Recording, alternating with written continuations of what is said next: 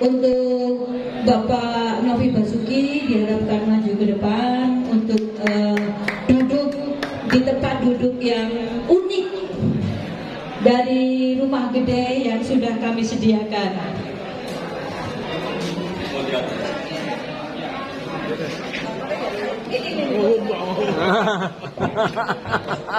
Bang Musa langsung nih. Moderator.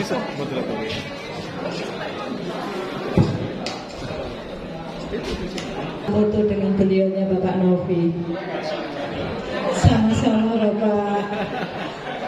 Mungkin segi kepintaran, pintar penjenengan, tapi segi senior saya. Intermezzo.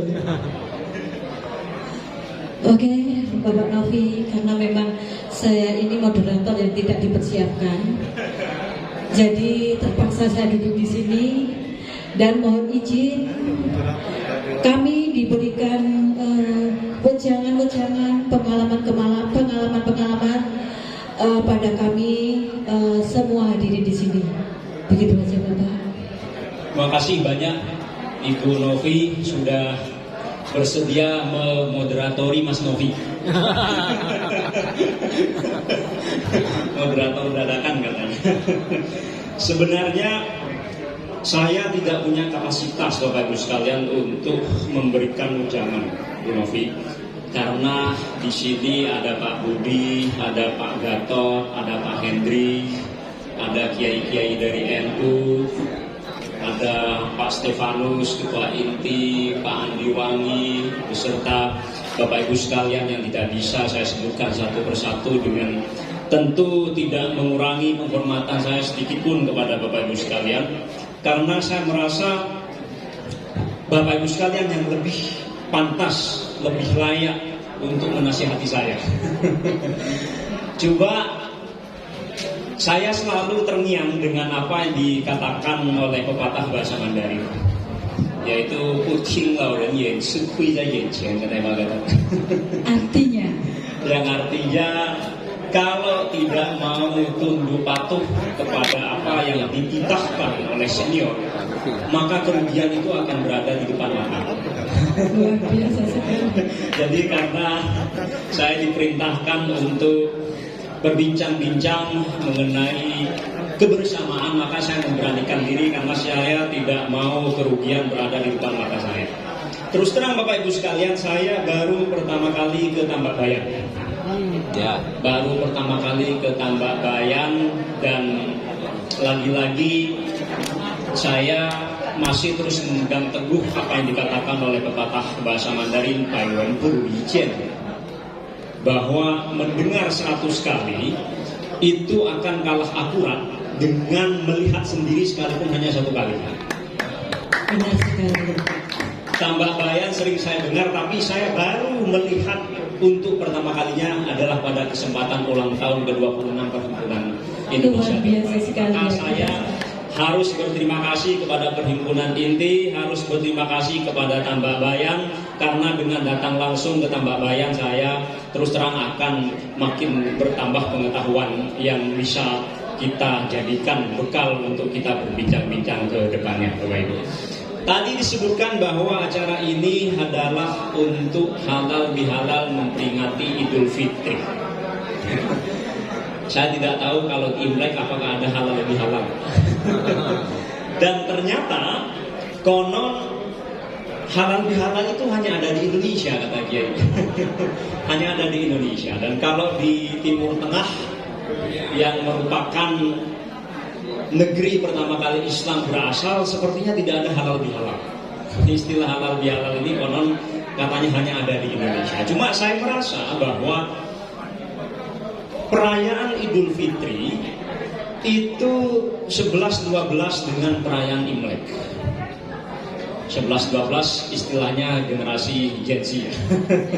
kurang lebih sama dengan perayaan Imlek. Paling tidak saya merasa baik Idul Fitri maupun Imlek itu punya dua spirit yang menurut saya layak sekali untuk kita terus teladani, terus praktikkan ke depannya.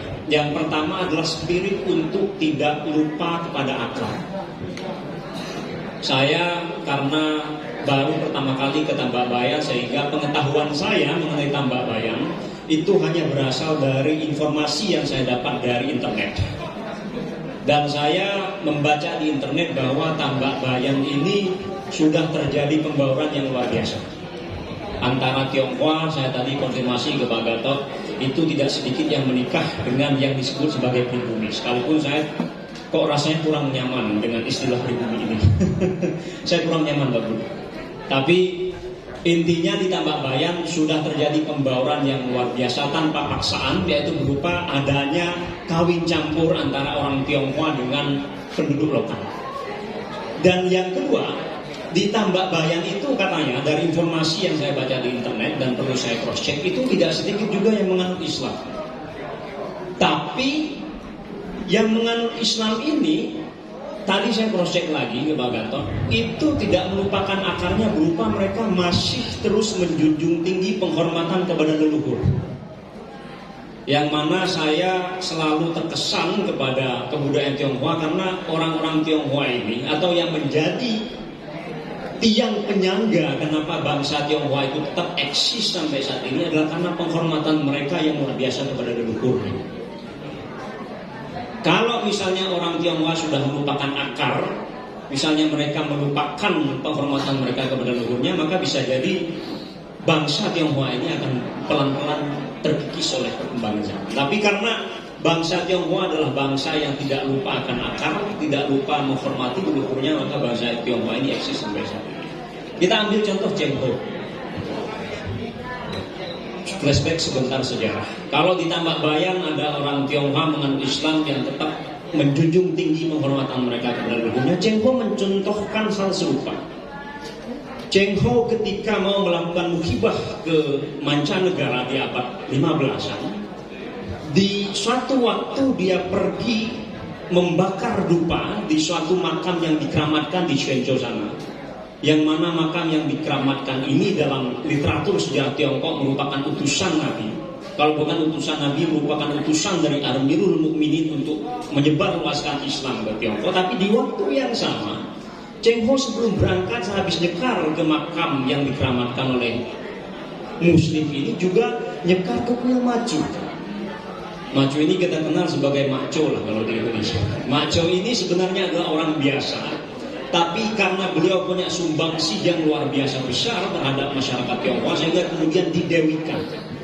Dianggap sebagai dewi lautan yang kemudian bisa memberkati orang-orang yang akan melaut. Nah, Cheng Ho beliau diyakini sebagai Muslim, tapi di waktu yang sama tidak lupa akan akarnya untuk menghormati leluhur. Buktinya beliau nyekar ke makam Islam, dan di waktu yang sama beliau nyekar juga ke kuil Makco untuk meminta pemberkatan lah, kurang lebih begitu. Dan ini kurang lebih sama tradisinya dengan tradisi yang dipraktikkan Islam di Indonesia, terutama di kampung saya. Saya tidak tahu kalau di Surabaya, tapi di kampung saya begitu. Di waktu yang sama mempraktikkan Islam, di waktu yang sama juga mereka juga tidak lupa akan leluhurnya, karena menurut saya leluhur ini adalah akar yang akan menjadi tiang penyangga dari keberlangsungan hidup suatu bangsa. Nah, Idul Fitri dan Imlek mengajarkan seperti ini. Kenapa begitu? Karena pada tradisi Idul Fitri dan tradisi Imlek ada tradisi pulang kampung untuk menghormati kedua orang tua yang masih ada.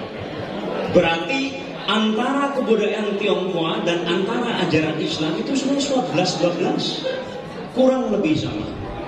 Kalau di Islam kita diajarkan untuk birrul walidain, hormat kepada kedua orang tua, di ajaran Tionghoa kita diajarkan untuk xiao, Baishan xiao wisien, bahwa dari sekian banyak kebaikan yang bisa dilakukan di dunia ini, yang utama adalah hormat atau tunduk patuh atau bakti kepada kedua orang tua. Di Islam diajarkan birrul walidain, di ajaran Tionghoa juga diajarkan untuk xiao, untuk selalu berbakti kepada kedua orang tua. Berarti kalau kita studi mau membuka hati kita, sebenarnya banyak sekali persamaan antara ajaran Islam dengan ajaran Tionghoa. Berarti kedepannya tugas kita adalah berhenti menjadi bangsa yang demen mencari perbedaan-perbedaan kecil untuk kemudian dibesar-besarkan dan dibetul-betul. Karena kalau terus begitu, menurut saya kita tidak akan pernah punya waktu Bapak Ibu sekalian untuk membangun bangsa kita tercinta ini. Itu yang pertama. Yang kedua, selain tidak lupa akan akar, selain berbakti kepada kedua orang tua, Idul Fitri dan Imlek atau ajaran Tionghoa itu sama-sama mengajarkan untuk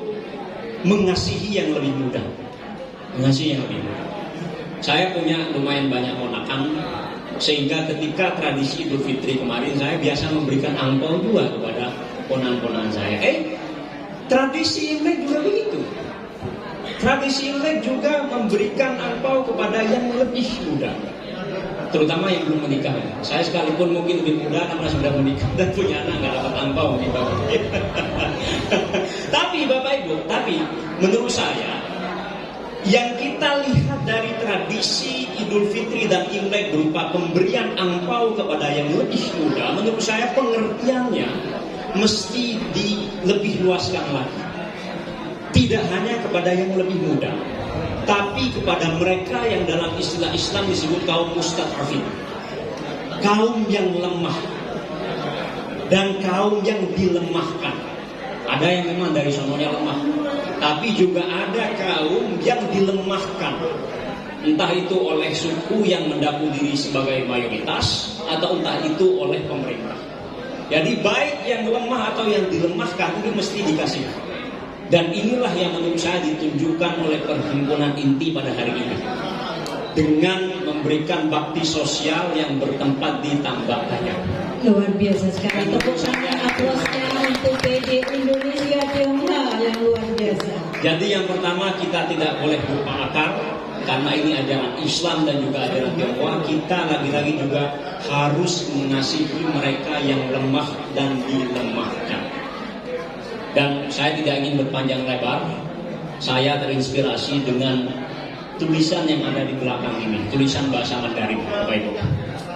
Kalau ini Xinxiang adalah doa yang selalu dipanjatkan ketika Imlek, yaitu semoga segala apa yang diinginkan bisa dikabulkan, bisa menjadi kenyataan. Tapi yang ini yang menurut saya perlu terus kita perjuangkan, Bapak Ibu, yaitu Heqi Sencai.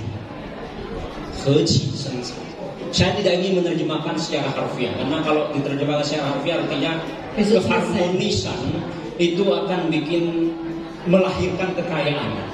Dan ada yang bilang bahwa kekayaan ini jangan selalu diucapkan oleh orang Tionghoa, karena takut orang Tionghoa dianggap selalu materialistik, sehingga sifat saya kata itu harus pelan-pelan dihilangkan katanya. Cuma saya ingin menerjemahkan ini sebagai begini, bahwa keharmonisan itu akan melahirkan kesejahteraan. Berarti kalau bangsa Indonesia mau menjadi bangsa yang sejahtera ke depannya, maka prasyarat utamanya adalah harus harmoni terlebih dahulu. Dan untuk harmoni, kita harus pelan-pelan. Tapi kalau pelan-pelan ini nggak bisa. Kalau pelan-pelan nggak bisa. Nggak sampai-sampai. Kita harus meroket. Kita harus secepat mungkin menanggalkan hal-hal yang menjadi sekat-sekat di antara kita, yaitu terutama sekat-sekat sara, Bapak Ibu. Karena dengan menanggalkan sekat-sekat sara itu, baru kita akan menjadi satu kesatuan yang bernama bangsa Indonesia. Dan tadi disebutkan bahwa bangsa Indonesia ini dibangun tidak hanya oleh satu golongan saja, tapi semua golongan punya sumbangsih yang kurang lebih sama terhadap pembangunan bangsa ini. Dan kedepannya supaya bangsa Indonesia menjadi sejahtera, keharmonisan harus menjadi prasyarat utamanya yang harus kita bangun terlebih dahulu. Terima kasih Bapak Ibu. Dan saya ingin panjang lebar. Sebentar. Yang pasti dari banyak sekali ilmu yang saya terima, satu hal yang sangat menarik, bahwa kita sebagai orang muda harus bisa menghargai dan menghormati yang lebih tua. Begitu ya. Jadi sepintar apapun kita, berapa panjang gelar kita, dan berapa besar kekayaan kita, semua bersumber dari orang tua kita. Itulah yang paling harus kita hormati. Begitu ya Mas Novi ya. Sebentar, ini juga saya akan memberi kesempatan untuk mungkin para undangan yang mau bertanya atau berbagi cerita atau apa, boleh. Ada yang pengen bertanya kepada beliau Bapak Novi, monggo Mas, ke depan Mas. Saya panggil Mas atau Koko? Koko Romotomo. Koko Budi. Saya ini juga kebetulan saya nggak tahu Jawa apa Cina. Saya lahir di Banjar, orang tua Jawa. Monggo Mas. Terima kasih Ibu. Mas Novi, saya orang mengenai sekat sara. Perkenalan dulu. Nama saya Budiarto. Saya mau nanya masalah sekat sara. Sekat sara ini kan tiap hari, mungkin tiap minggu, tiap bulan dibahas. Tiap tahun, tiap ada masalah dibahasnya sama. Nah, masalah yang kita hadapi sekarang ini kan dengan trennya media sosial, itu tidak bisa kontrol. Kadang-kadang banyak akun-akun yang kita sebut bodong yang mengganjurkan apa yang mau kita perbuat dengan mengikis sara itu. Nah, peran seperti Mas Novi ini, apa yang sudah dilakukan ya untuk membebur hal seperti itu ya untuk kedepannya?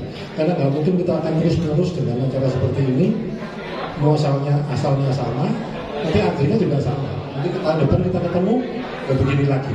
Oke, terima kasih. Terima kasih sekali. Boleh dijelaskan Mas Novi, monggo. Seperti ujian disertasi. Iya, saya juga begitu dari mikirnya. Padahal kita itu kan harus gercep ya Mas ya, nggak boleh. Kita mau santai tapi langsung Iya. dapat pertanyaan yang sulit sekali. Memang harus gercep kita.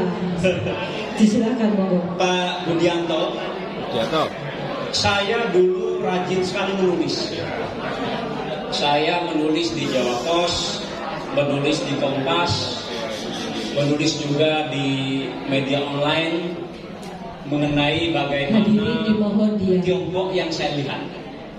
Karena seperti tadi saya katakan bahwa ratusan kali kita mendengarkan informasi itu akan kalah akurat dengan melihat sendiri sekalipun hanya satu kali. Dan saya dalam tulisan-tulisan itu ingin memberikan perspektif alternatif tentang Tiongkok yang saya lihat yang ternyata tidak sama dengan yang sering diberitakan oleh media-media kita. Saya rajin sekali dulu menulis.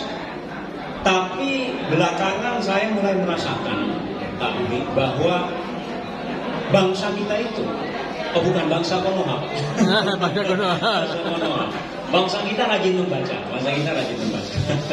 Hadirin dimohon tenang dan diam. Bangsa Konoha itu kayaknya literasinya itu kurang, atau saya tidak ingin mengatakan kurang, tapi perlu ditingkatkan, Pak Gatot. Perlu ditingkatkan. Bangsa Konoha itu lebih demen, lebih suka membaca judulnya, dan kemudian setelah itu ribut di media sosial. Dan itu tiap hari seperti itu yang saya saksikan. Sehingga saya mulai mengubah platform saya. Dari yang awalnya tulisan, sekalipun menurut saya sudah menyuguhkan data yang cukup komprehensif, baik data yang saya dapatkan di Tiongkok maupun data dari bacaan-bacaan saya lainnya yang di luar berbahasa Mandarin. Tapi karena bangsa Konoha itu tidak demen membaca, sehingga saya kemudian mengubah platform menjadi media digital, khususnya audiovisual. Dari tulisan itu saya kemudian beralih ke YouTube. Di YouTube saya punya satu program yang khusus membahas mengenai Tiongkok, karena saya hanya tahu soal itu. Tapi panjangnya itu kurang lebih 15 menit, Pak. Cukup panjang, Pak. Dan lagi-lagi saya menemukan bahwa bangsa Konoha itu tidak tahan kalau nonton terlalu lama, Pak. Tidak tahan. Tidak tahan baca tulisan yang panjang, juga tidak tahan nonton terlalu lama. Sehingga saya mulai merasakan bahwa kalau saya menggunakan YouTube, maka juga tidak akan menghasilkan hasil yang signifikan. Sehingga belakangan saya mengubah lagi dari YouTube ke TikTok. Yang mana TikTok itu paling panjang dia 3 menit, 5 menit. Dan ternyata saya merasakan lumayan dibandingkan dengan yang tulisan, dibandingkan dengan yang YouTube yang 15 menitan. Yang TikTok ini yang video pendek saya merasakan hasilnya cukup bagus. Tapi Kita juga lagi live TikTok. Oh, lagi TikTok. tapi Pak, saya petakan kemudian bahwa dari penonton saya itu mayoritas adalah Tionghoa. Dan dari orang Tionghoa yang menonton itu usianya adalah 40 tahun ke atas. Padahal kita ini katanya sedang menghadapi bonus demografi. Dan yang menurut saya yang perlu diperbaiki pemikirannya itu bukan hanya yang tadi yang masih berpendidikan 65 sampai 98, tapi juga generasi muda yang nanti akan menjadi sokoguru dari pembangunan bangsa kita. Tapi Dari statistik yang saya lihat, yang menonton video-video saya itu sudahlah Tionghoa berumur 40 tahun ke atas, yang muda-muda ini masih belum. Nah, sehingga menurut saya kedepannya kalau hanya saya sendiri yang begitu, tanpa juga ada teman yang juga ikut untuk terus menyuarakan bagaimana Tionghoa, bagaimana Tiongkok yang sebenarnya, terutama yang punya pendekatan yang lebih bisa diterima oleh anak-anak muda, maka mungkin hasilnya masih perlu waktu yang lebih lama lagi, Pak. Tapi kalau misalnya anak-anak muda, khususnya yang non-Tionghoa, karena kalau Tionghoa yang muda mengkampanyekan dirinya sendiri, mungkin dianggap ini jualan tokonya dia sendiri. Tapi kalau makin banyak orang-orang non-Tionghoa, khususnya Muslim mungkin yang punya kesempatan menimba ilmu di Tiongkok dan memperdalam bagaimana Tiongkok dan Tionghoa yang sebenarnya, dan kemudian bikin konten-konten video pendek yang lebih bisa attract anak-anak muda, maka itu akan hasilnya akan lebih baik, Pak. Maka kedepannya menurut saya perlu lebih banyak lagi konten-konten yang bisa mengedukasi anak muda, terutama dari pendekatan non-Tionghoa dan syukur-syukur dari anak-anak muda. Nah, karena kalau hanya mengandalkan satu orang saja, kita 32 tahun lebih dididik untuk ya seperti itu, dididik untuk terus melihat Tionghoa dari kacamata negatif, melihat Tionghoa melulu dari perspektif sara, maka kita masih perlu waktu lebih panjang lagi untuk bisa mempererat hubungan antar Tionghoa, antar ya agama yang berbeda, antar bangsa yang berbeda. Syukur-syukur kedepannya makin banyak orang yang terbuka, dari anak-anak muda, dari jaringan Gus Durian misalnya, yang makin tergerak untuk memproduksi lebih banyak konten lagi yang edukatif, maka menurut saya ini akan bisa menjadi harapan kita untuk bisa membuat bangsa Indonesia lebih baik ke depannya. Terima kasih. Ada lagi mungkin izin Mas Novi, kita berdiri nggak apa-apa toh? Kita sambil olahraga kok, kuat-kuatan berdiri siapa yang berbuat. Untuk berikutnya mungkin ada lagi yang perlu bertanya. Saya yakin mumpung beliaunya ada di sini, monggo siapa yang mau bertanya lagi? Loh, ini kesempatan mahal loh. Ada Mas Novi di sini, kalau disia-siakan sayang sekali. Mungkin ini psikolog kita Ibu Ines dari Ubaya, ada yang mau ditanyakan? Beliau ini juga luar biasa sekali. Boleh? Harus, kita kan selalu sharing bagaimana kita mensosialisasikan kesamaan itu ya. Kita nggak hanya melindungi anak dan perempuan aja, juga kesetaraan tadi. Ayo Bu Ines. Ayo Bu.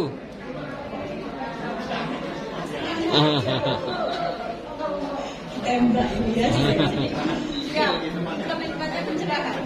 Oh enggak, jadi mungkin lebih dari perspektif dari Mas Novi ya, yang generasinya lebih muda dari kita berdua gitu ya. Kira-kira kan kalau kita punya pengalaman zaman dulu itu kerukunan itu sangat kita rasakan ya. Jadi kayak kita olok-olok, saya pun diolok sudah Meduro Cino itu biasa ya. Terus Meduro Cino ya. Nah, tetapi kalau yang sekarang itu kan rasanya jadi sesuatu yang ini suara ya. Nah, kira-kira bagaimana mungkin untuk yang tadi menghilangkan sekat-sekat, kemudian perspektif anak-anak muda sekarang yang baperan itu dalam tanda kutip, sehingga mudah tersulut ketika disuguhkan dengan hal-hal yang demikian.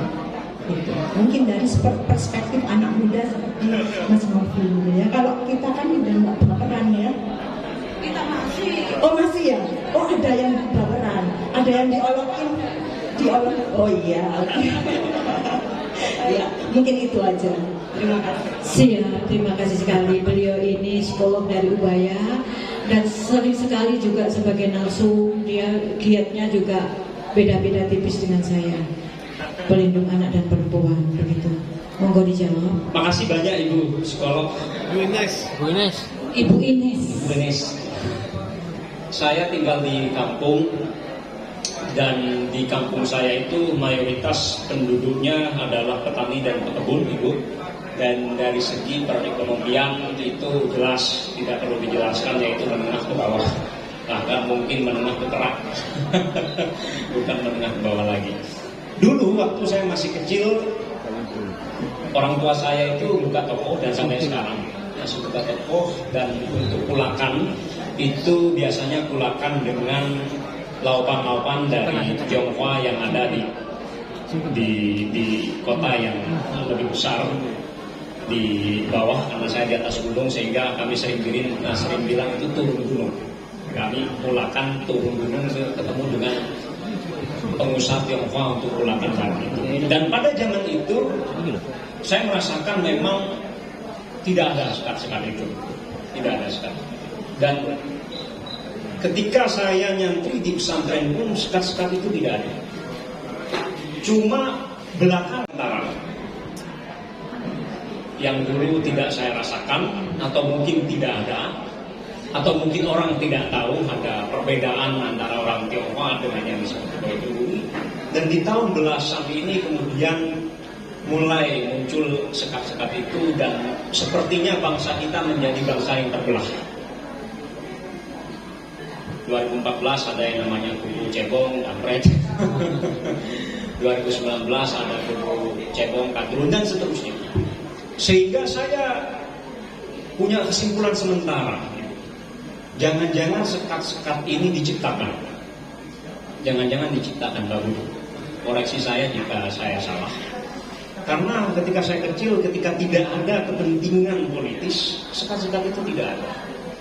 Dan kami bisa membaur dengan orang Tionghoa, kami yang dari desa dengan orang Tionghoa yang jelas secara perekonomian jelas jauh lebih di atas kita. Sekalipun ada kesenjangan sosial itu tidak ada sekat-sekat. Tapi karena sepertinya ada yang sengaja kemudian menciptakan sekat-sekat itu untuk tujuan, terutama tujuan politis, maka kemudian ada. Sehingga menurut saya Kang Syafii itu pernah suatu waktu mengatakan bahwa kalau setiap hari membicarakan politik itu tidak akan pernah bikin kenyang perut. Tidak selesai-selesai. Sehingga kalau SARA ini kemudian terus dipertahankan dengan tadi tujuan politis, dan di waktu yang sama masih banyak orang yang kelaparan perutnya, maka ya memang akan tersulut. Sehingga kedepannya menurut saya memang perlu ada kesadaran dari oknum-oknum ini yang punya tujuan-tujuan politik ini. Jangan jangan seperti itu. Itu satu. Tapi mengharapkan mereka untuk bisa sadar menurut saya agak sulit. Sehingga yang mungkin bisa untuk kita benahi adalah perekonomian. Sehingga Pak Budi, saya pernah baca satu novel di Tiongkok. Novel ini ditulis pendek, novelet lebih tepatnya. Judulnya Hiu Xian Wu Cui. Ditulis pada zaman dinasti Ming.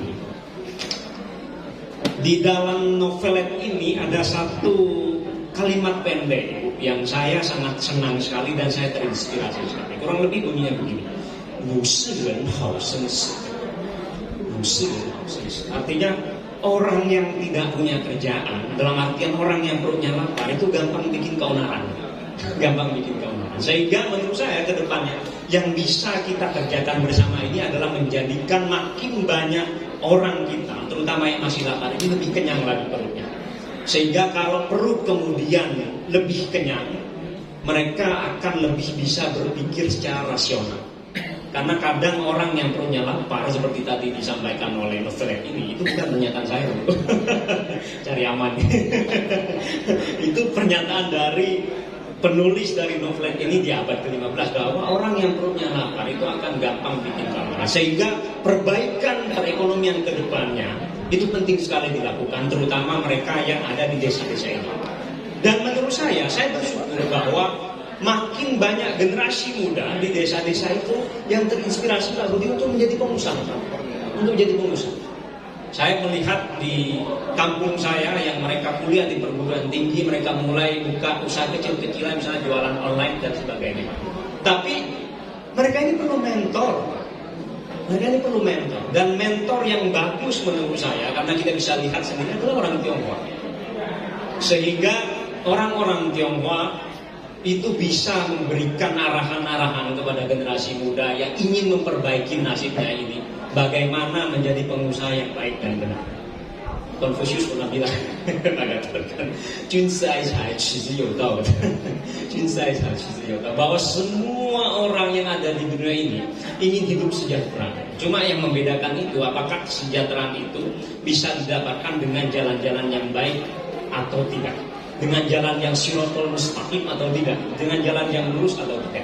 Dan orang-orang Tionghoa, Gus Dur pernah mengatakan, membawa spirit profesionalisme dalam hal perbaikan perekonomian. Dan untuk memperbaiki perekonomian terutama di desa-desa ini, terutama anak-anak muda ini, maka menurut saya bangsa Tionghoa, orang Tionghoa yang punya profesionalisme tadi itu layak untuk memberikan arahan, layak untuk menjadi mentor bagi mereka. Karena itu menurut saya hanya bisa kita harapkan. Kalau kita mengharapkan para politikus, menurut saya sulit. Hil yang mustahil mungkin, bukan lagi hal yang mustahil, hil yang mustahil. Sehingga kita perlu memberikan mentor kepada anak-anak muda ini, bagaimana memperbaiki perekonomian mereka, bagaimana supaya perutnya tidak lapar sehingga mereka bisa berpikir lebih rasional ke depan. Terima kasih. Itu tugas atau PR, salah satu tugas atau PR untuk Perhimpunan Indonesia Tionghoa, bagaimana kita mensosialisasikan, menyelamatkan anak-anak bangsa, meluruskan anak-anak bangsa. Begitu Mas Novi. Jadi inti mungkin kedepannya bisa memberikan pelatihan soal entrepreneur atau pelatihan bagaimana supaya bisa mengubah nasib menjadi lebih baik. Itu bisa kita kerahkan kedepannya untuk yang memberikan semangat kepada terutama orang-orang kampung untuk mengubah nasib mereka sehingga bisa lebih berpikir secara rasional ke depan. Beri aplausnya. Terima kasih sekali. Itu salah satu tujuan inti yang harus kita galang. Kita jangan stagnan, kita harus bergerak untuk menyelamatkan bangsa dan anak bangsa. Ada lagi sudah ya? Atau satu lagi? Kalau diam berarti sudah Mas, mereka lelah, katanya panas gitu. Oke, kalau begitu mungkin bisa kita akhiri. Mungkin ada kata-kata terakhir dari Mas Novi untuk kita semua. Saya masih berkeyakinan bahwa menjadi bangsa yang tertutup itu tidak akan menjadikan kita mati. Enggak, orang yang tertutup itu tidak akan mati. Betul. Memang ada orang yang lebih demen tinggal di zaman jahiliyah misalnya, itu enggak apa-apa.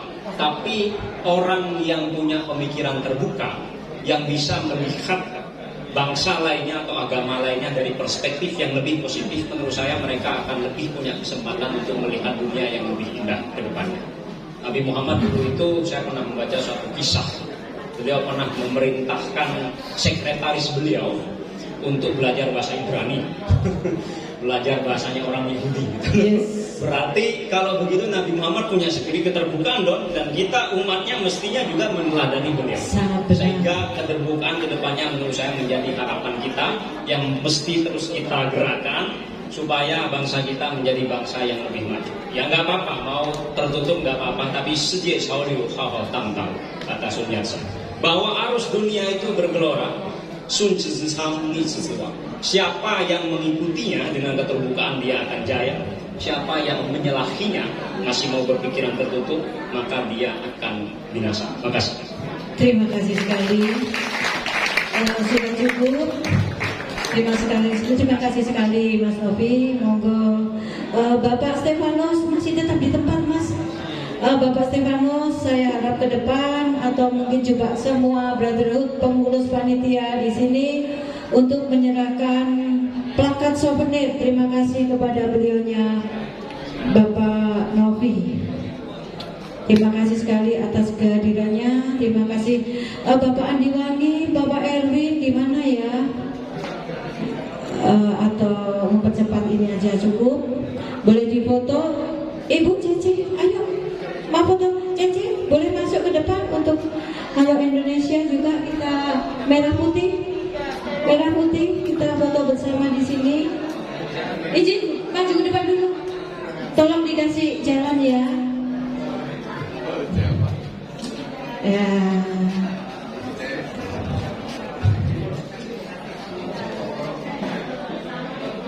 Oke, ready. beri senyuman, senyuman menyongsong masa depan yang cerah. Oke, terima kasih. Terima kasih sekali Bapak Novi untuk kehadirannya. Matur nuwun. Monggo dipersilahkan duduk kembali. Kita semakin sore semakin panas atau bagaimana ya? Foto dari depan sini, dari sini ke sini ya, di tali kesalahannya lalu. Untuk berikutnya kita akan puncak-puncaknya, yaitu mengadakan halal bihalal, bersalam-salaman satu sama lain. Foto bersama dulu. Oh, foto bersama dulu. Gini, tenisnya itu biasanya kalau foto bersama itu buyar, pengalaman saya. Jadi bersama